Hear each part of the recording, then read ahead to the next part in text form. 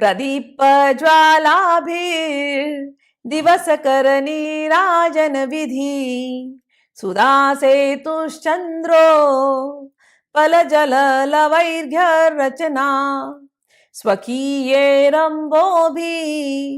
सलिल निधि सौहित्य करणम त्वदीयाभिर्वाग बिसतव जननी वाचाम स्तुतिरियम।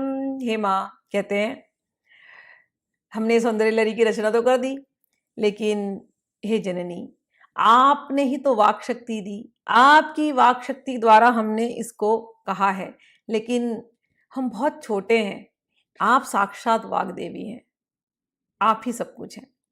आगे कहते हैं ये ऐसे है, मान लेना माँ, कि जैसे सूर्य के सामने दीपक से सूर्य की आरती उतारना।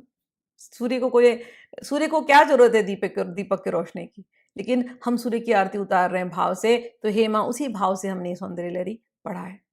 ये ऐसे है जैसे चंद्रकांत मणि से टपकते हुए जलकण, उससे लेकर के चंद्र को अर्घ देना।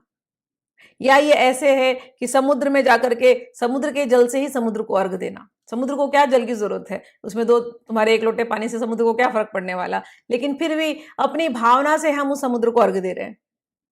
तो हे माँ, ये हमने स्तुति लिखी, लेकिन आप ही की दी हुई वाक शक्ति से हमने इसको लिखा।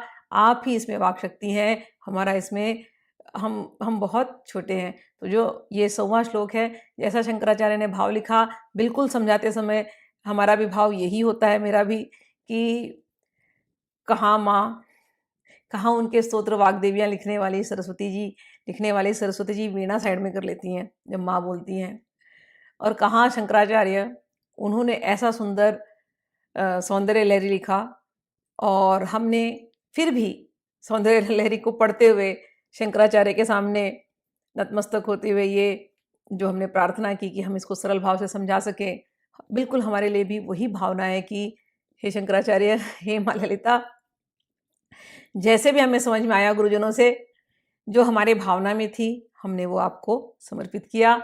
और इसके साथ सौंदर्य लहरी समाप्त होता है। माँ आप सब पर कृपा करें, माँ आप सब लोगों के हृदय में बैठी रहें, और रात दिन निरंतर आप लोगों के हृदय में माँ लीलाएं करते रहें। आगे भी माँ की बहुत सारी सुंदर सुंदर बातें हैं, इतना कुछ है माँ के बारे में।